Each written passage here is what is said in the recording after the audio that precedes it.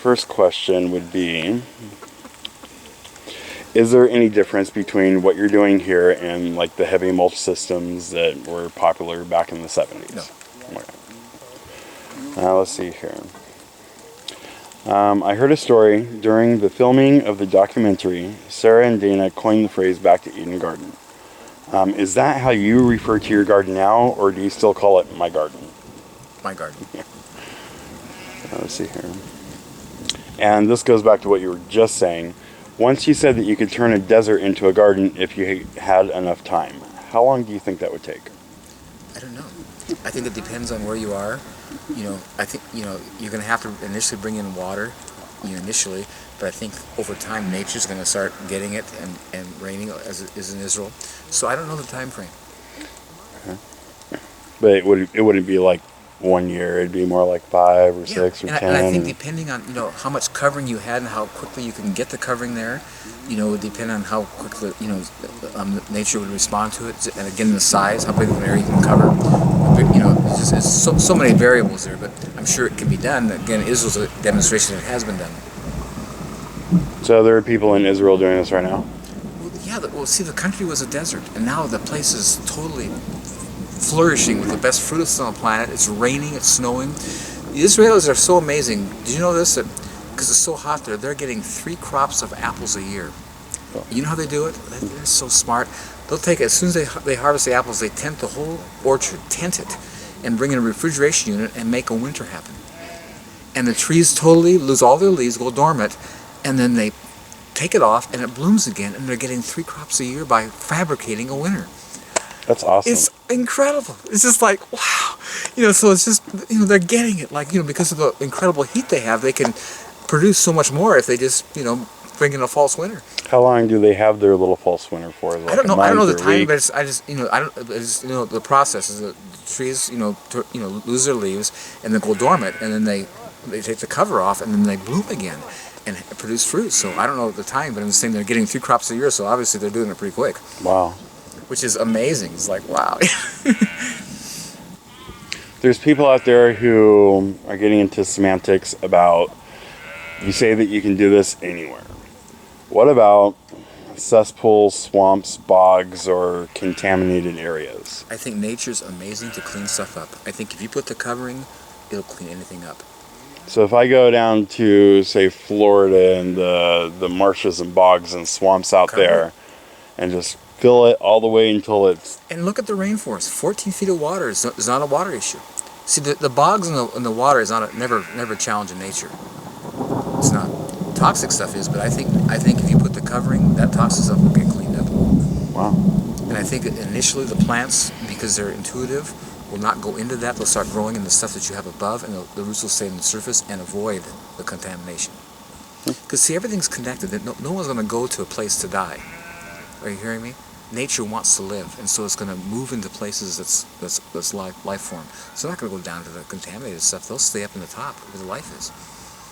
After watching only the film, people get the feeling that all they need to do is add the wood chips and the world turns into a beautiful place. They try using sawdust or wood shavings or bags of wood chips bought from the store. You use a tree mulch, which includes needles and leaves. Can you explain why the green is important versus just having like sawdust or wood shavings? The life. You see, in nature, every fall, needles and leaves fall to the ground. That's what's maintaining the whole earth. In the bark and the sawdust, there's no green. It's the green material that brings life to the soil. And I've used both. I used to do landscaping and put tons of bark down because people want it, but you have to fertilize. Things don't grow in it.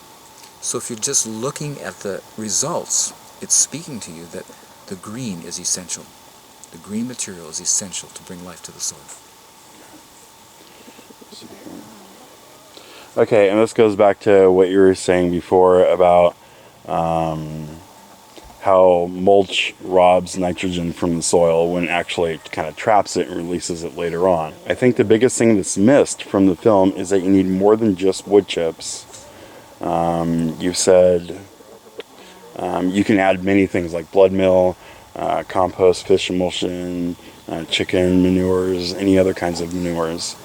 How important is it to have that kind of compost added to the process than just the wood chips? I think wood chips are totally adequate, but if you want to speed it up, if you're not patient, see, everything you see here has been nothing but wood chips, period. I've added no compost, anything to this space here. This is all wood chips. My orchard has been nothing but wood chips. Now, this didn't happen immediately. It took some time. So if you're in a hurry, you can speed it up by adding those things you just mentioned. But if you don't, you're fine if you're just willing to wait, because it'll eventually come. The garden I have in my backyard, the one that I first did it with, I have never watered, soaked it, anything. I've never added any kind of compost material to it, just wood chips, and that was it. And the first year was just horrible. And this is the second year, and potatoes did great, lettuce did great, the raspberries, I can't stop them. I keep trying to mow them into one little line. And the peas were doing well until I realized that you had to pull them and to have more populate, and I just didn't know. I was like, oh, hey, look, there's peas. The front yard, though, the second I put some composted horse manure down in the strawberry patch, they just took off. Yeah, see, it just speeds things up. It's just adding that compost, which is more broken down, more concentrated, just gives more life. So if you're adding just wood chips, maybe expect a year, 2, 3 years before. Okay. Yeah.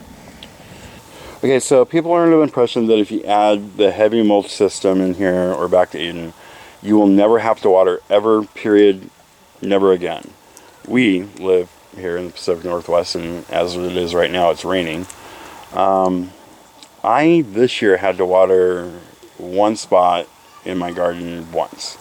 One of the strawberry patch, because I planted so many strawberries, and I remember whenever you plant new stuff, you give it a little bit of water. People online who have seen the film and yell, just have a nutty when they see anybody who's doing Back to Eden watering. Can you let people around the world know that if you need to water, it's okay to water? And water is an asset. Water is never a negative. The more you water, the more you're going to get, because it goes through the wood chips and makes compost tea. So if you want to really get your garden to do better, even without adding compost, the more you water, the better it's going to do. Water is like a resource, a major benefit. It's not a negative. I just came to a place where I had no water, I had no option. But watering is not negative, it's totally an asset. And so the more you water, the better things are going to do. Period. So even if you're doing this, you can water you can't water too much. It's impossible. Outstanding. And then this is the big one that there's a lot of discussion online of exactly how to go from grass to garden. Can you just walk through what do I put down, what do I put down next, what do I put down next? Mow the grass, then... Put paper over the grass so you cover it, then 4 inches of wood chips, and then you're fine. The paper is essential, because if you don't put paper, the grass is going to go through the wood chips. Now, if you are going to add a compost material, where in that process do you put it? Do you put it on top of the wood chips or underneath? On top. So everything on top. God always layers, and He doesn't put under. He just layers. So whatever you have, put whatever's next on top, and just keep it simple. Okay.